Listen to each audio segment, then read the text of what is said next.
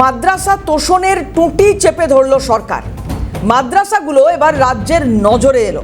তৃণমূল আমলে দেদার নিয়োগের তদন্ত, কি পড়ানো হচ্ছে ক্লাসরুমে, খারিজি মাদ্রাসার ফান্ডিং এর উৎস, সবই এবার দেখা হবে আতশ কাছে। বেআইনি কার্যকলাপের প্রমাণ মিললে বন্ধ করা হতে পারে প্রতিষ্ঠান। শুভেন্দু সরকারের স্ক্যানারে এবার রাজ্যের মাদ্রাসা। মফিজুল ইসলাম আমাদের প্রতিনিধি রয়েছেন এই মুহূর্তে টেলিফোনে, কথা বলবো মফিজুলের সঙ্গে। মফিজুল, জানার চেষ্টা করবো তোমার কাছ থেকে, শুভেন্দু সরকারের স্ক্যানারে রাজ্যের মাদ্রাসাগুলো কতটা গুরুত্ব সহকারে দেখা হচ্ছে, এবং অনেক সময় অভিযোগ উঠেছে দেশ বিরোধী কার্যকলাপ চালানোর এই মাদ্রাসাগুলোতে, কিভাবে দেখা হচ্ছে পুরো পরিস্থিতি?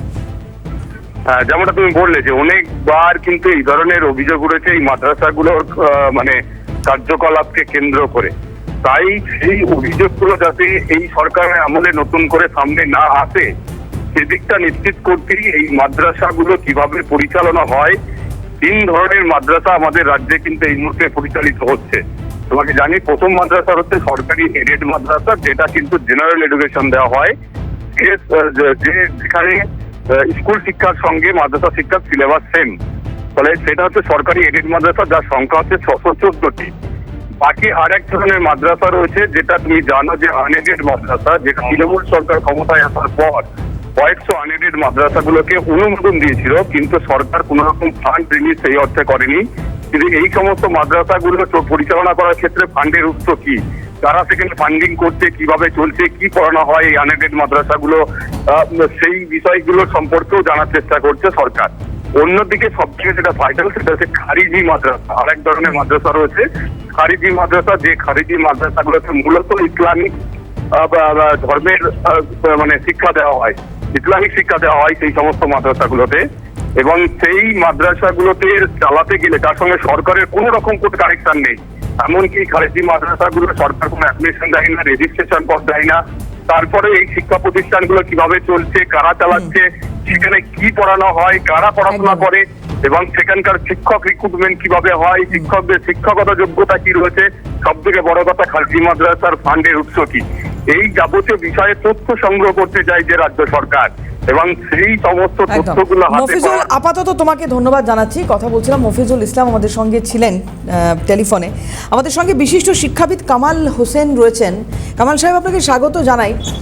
এর আগেও আপনার সঙ্গে কথা হয়েছিল যে সময় রাজ্য সরকার বন্দে মাতরম মাদ্রাসাগুলোতে বাধ্যতামূলক করেছিল, সেই সময় আপনার খুব সুন্দর ব্যাখ্যা ছিল। আমি এখন এই যে সিদ্ধান্ত সরকারের তরফ থেকে নেওয়া হচ্ছে, যেভাবে স্ক্যানারে আনা হচ্ছে মাদ্রাসাগুলোকে, তো জানার চেষ্টা করব, এর আগে তো একাধিকবার কথা উঠেছে যে সন্ত্রাসবাদী তৈরির আতুরঘর বলেও চিহ্নিত করা হয়েছে এই মাদ্রাসাগুলোকে অনেক সময়। এক্ষেত্রে ফান্ডিংয়ের জায়গাটা কতটা গুরুত্ব দিয়ে দেখা হচ্ছে, আপনার কি মনে হয় যেটা কতটা গুরুত্বপূর্ণ? দেখুন, ফান্ডিং আসে এটা একেবারে নিশ্চিত। ফান্ডিং কিন্তু দেশ বিদেশ থেকে আসে, এটা আমি 100% নিশ্চিত।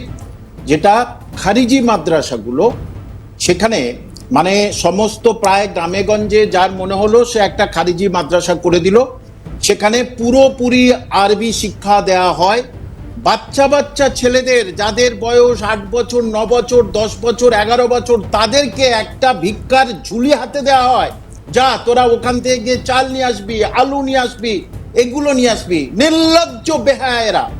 এবং এদেরকে কেন হাতের কাজ শেখানো হয় না, এদেরকে দর্জির কাজ শেখানো হয় না, এদেরকে কম্পিউটার শিক্ষা, মোবাইল শিক্ষা, মোবাইল রিপেয়ারিং শেখানো হয় না কেন? শুধু আরবি আরবি আরবি কেন?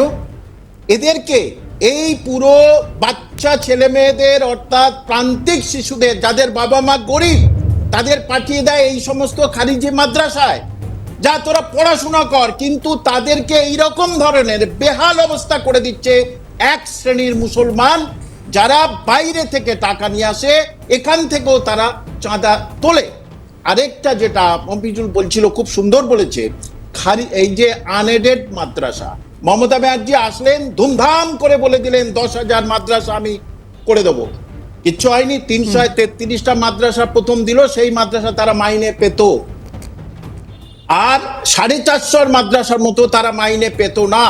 আমি হলপ করে বলছি, আপনাদের অন ক্যামেরা বলছি, এরা আমার কাছে এসেছিল, আমি ডাইরেক্টর অফ মাদ্রাসা এডুকেশনের আমাকে নিয়ে গেছিল, সেখানে আমি জিজ্ঞেস করলাম এদেরগুলো আপনি এই যে আনএডেড মাদ্রাসাগুলো আপনি কেন তাদেরকে স্যাংশন করছেন না, মাইনে দিচ্ছেন না? তিনি পরিষ্কার করে আমাকে বলেছেন, ক্যামেরার সামনে বলছি, যে এই মাদ্রাসাগুলোর কোনো ঠিক ঠিকানা নেই, কারোর বিল্ডিং নেই, কারোর বিল্ডিং আছে ছাদ নেই, কোনো পরিকাঠামো নেই।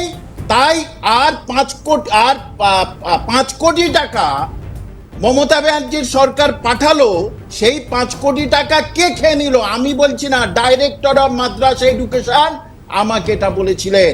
তাহলে এই টাকাগুলো মমতা ব্যানার্জির সরকার দিয়েছিল, সেই টাকাগুলো এইসব মাদ্রাসায় কেউ মাইনে পায়নি। সেই টাকাগুলো তৃণমূলের এক শ্রেণীর তোলাবাজ, তারা কিন্তু এই টাকাগুলো হজম করেছিল। সংখ্যালঘু উন্নয়ন দপ্তর বিগত জমানায় কি করেছে তারা?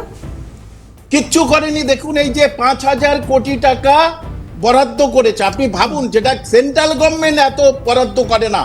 অর্থাৎ সংখ্যালঘুরা তোমাদের জন্য কি উন্নয়ন করছি দেখো, তোমরা আমাদের ভোট দেবে, কিন্তু সেই টাকাটা অন্য খাতে ব্যয় হয়েছে 100% গ্যারান্টি। কারণ ডাইরেক্টর মাদ্রাসা এডুকেশন আমাকে বলেছে ওই টাকা এই স্কুলে খারিজ, এই যে কয়েকটা আনএডেড মাদ্রাসার মাইনে দেওয়ার কথা, সেগুলো মাইনে দেওয়া হয় না। কে যে ঝেড়ে নিচ্ছে মাঝখান থেকে আমি বুঝতে পারি না। সুতরাং মাননীয় মুখ্যমন্ত্রীকে বলবো কঠোর থেকে কঠোরতম ব্যবস্থা করতে, এবং এনইপি অনুযায়ী, যেটা একটু আগে শুনছিলাম, আধুনিক শিক্ষা নিয়ে আসতে হবে। কেন আধুনিক শিক্ষায় কি অসুবিধা? 614টা মাদ্রাসা আধুনিক শিক্ষা দেয়, অর্থাৎ মধ্য শিক্ষা পর্ষদ যে হয়, যে শিক্ষা হয় সেখানে হয়। এই 614টার মানে 614টার মধ্যে আপনার 198টা এইচএস মাদ্রাসা, 11 সেই একটা মাদ্রাসার শিক্ষক আমি, সেখানে আধুনিক শিক্ষা দেওয়া হয়, অর্থাৎ মধ্য শিক্ষা পর্ষদের যে বই সেখানে ধরানো হয়। কিন্তু এই খারিজি মাদ্রাসাগুলো কিচ্ছু হয় না, শুধু ওই দাঁড়িয়ে আছে, টুপি আছে, পড়ুক, সেটা তাদের ব্যাপার। শিশুদের ভিক্ষাবৃত্তি করায় কেন? তাদেরকে হাতে নিয়ে বিভিন্ন, কেন তাদেরকে আধুনিক শিক্ষা দেওয়া যায় না? তাদেরকে ইংরাজি, অঙ্ক এগুলো বেশি বেশি করে শিক্ষা দেওয়া যায় না? তাহলে অবশ্যই সেই টাকার উৎস কোথায়? তাদের আয় ব্যয়ের কোনো খাতা আদৌ আছে কি? ইনকাম ট্যাক্সের কোনো কিছু আদৌ আছে কি? সেগুলো পরিষ্কার করে জানা উচিত। সেই টাকাগুলো তাদের কাছ থেকে বার করে প্রান্তিক সংখ্যালঘু ছেলে মেয়েদের শিক্ষা দীক্ষার জন্য উন্নয়ন করুক, পয়সা ঢালুক। মাননীয় মুখ্যমন্ত্রী, আমি এটাই চাই। এবং এটা পশ্চিমবঙ্গের অনেকেই জানে না যে ওই খারিজি মাদ্রাসায় কি হয়। খারিজি মাদ্রাসায় লেখাপড়াটা দূর, বিভিন্ন জায়গা থেকে বিভিন্ন জন আসলো, শুধু খাওয়া দাওয়া হয়। এক শ্রেণী আছে না, তারা খাওয়া দাওয়া করে, আর এই ছেলে মেয়েদের যা হোক করে একটা খাওয়া দাওয়া দিল, তাদেরকে ভিক্ষাবৃত্তি, মানে সকালবেলা তারা বার হবে, অন্তত পক্ষে 50 থেকে 100 জন বাচ্চা ছেলে, তারা সমস্ত জায়গায় চাল ডাল এইগুলো আলু নিয়ে আসবে গ্রাম এলাকা থেকে, এনে সেগুলো রান্না হবে। তাহলে তাদের শিক্ষাটা কোথায়? আধুনিক শিক্ষা কেন তাদের দিচ্ছে না? তাদেরকে কেন সঠিক সমাজের মধ্যে নিয়ে আসছে না? তাদেরকে হাতের কাজ শেখানো হচ্ছে না কেন? আমি কামাল সাহেব একটা বিষয়, দুটো জিনিস এখানে জানবো আপনার কাছে। এক হচ্ছে জাতীয় শিক্ষানীতি আদৌ এখানে মেনটেন হয় কিনা, এবং এই যে যেটা তুমি একদম শুরু করেছিলাম, যে সন্ত্রাসবাদী তৈরির আঁতুড়ঘর হিসেবেও আমরা অনেক সময় মাদ্রাসাকে অ্যাড্রেস করতে দেখেছি বা শুনেছি, বিগত সরকার বাম জমানায় আমরা শুনেছিলাম। এটা কি সত্যি? এটা আপনার অভিজ্ঞতা কি? দেখুন, আমি তো ওই মাদ্রাসার ভিতরে কোনোদিন যাইনি, হ্যাঁ, যাবার কোনো প্রয়োজন মনে করি না, আচ্ছা যাইনি। তাহলে সেখানে কি হয় সেটা তো আমি বলতে পারবো না। কিন্তু মাদ্রাসা থেকে অনেক অনেক যারা মানে এনআইএর তদন্ত সেই মাদ্রাসায় এসেছে, আপনারা নিশ্চয়ই জানেন, বীরভূমে ছিল। তাহলে সেটাই নিশ্চয়ই কিছু হয়েছিল। আমি এখানে একটু আল-ফালাহ ইউনিভার্সিটির প্রসঙ্গ তুলতে চাইবো। দিল্লি বিস্ফোরণের পরে আমরা এই ইউনিভার্সিটি নিয়ে তখন যে সমস্ত আলোচনা করেছি বা একাধিক মন্তব্য সেই সময় সামনে এসেছে, তাহলে ওইখানে ওই ইউনিভার্সিটিতে যদি এইগুলো হতে পারে, তো মাদ্রাসা তো তাহলে স্ক্যানারে ডেফিনেটলি থাকা উচিত। দেখুন, আমি বলছি যে আমি ওখানে যাইনি, আপনাদের সংবাদ থেকেই শুনেছি। আর এই টাকাগুলো যখন আসে, এই টাকাগুলো দেদার টাকা আসে বাইরে থেকে, এই টাকাগুলো তারা কিভাবে ব্যয় করে? তারা দিচ্ছে তো শিক্ষার উন্নয়নের জন্য দিচ্ছে। এনইপি আপনি বলছিলেন না, ন্যাশনাল এডুকেশন প্রোগ্রাম, জিন্দেগিতে সারা জীবন এরা এখানে লাগু করবে না, তাহলে তো আরবি শিক্ষাটা শেষ হয়ে যাবে। দেখুন, ছোটবেলায় আমরা বাড়ি থেকে, সংখ্যালঘু পরিবার থেকে বড় হয়েছি, বাড়িতে কিন্তু আরবি পড়তাম, বুঝলেন তো, আরবি পড়তাম মসজিদে সকালবেলা করে। আর স্কুলে কিন্তু আমরা হিন্দি আর সংস্কৃত পড়তাম, ভালো করে মনে আছে। তাহলে সেই আরবি শিক্ষাটা এই স্কুলে শিক্ষা প্রতিষ্ঠানে কেন শিক্ষা প্রতিষ্ঠানে আরবি শিক্ষা কেন? এই সারা ভারতবর্ষের অন্যান্য মানুষের, অন্যান্য শ্রেণীর সঙ্গে মানে কম্পিটিশন করতে কেন তাদেরকে আধুনিক শিক্ষা দেয়া হবে না? কেন তাদেরকে এনইপি অনুযায়ী, এনসিটি নিয়ম অনুযায়ী কেন তাদেরকে এনসিটি সিলেবাস ধরানো হবে না? এটা এনইপির নিয়ম, সেটা কেন এবার এই জায়গায় দাঁড়িয়ে কামাল সাহেব, যে বর্তমান সরকার যে সিদ্ধান্ত নিচ্ছে বা আগামী 5ই জুলাইয়ের মধ্যে, মানে 1 মাসের মধ্যে যে তদন্ত করার কথা বা এগুলো স্ক্যানারে আনার কথা, একটা রিপোর্ট নিশ্চয়ই সামনে আসবে। দেখা যাক, এই নতুন সরকারের কাছ থেকে আমরা এই এক্সপেকটেশন রাখছি। অনেক ধন্যবাদ আপনাকে কামাল সাহেব আমাদের সময় দেওয়ার জন্য। জিরো আওয়ার এখানেই শেষ করছি। অন্যান্য খবরের জন্য চোখ থাকুক CNN।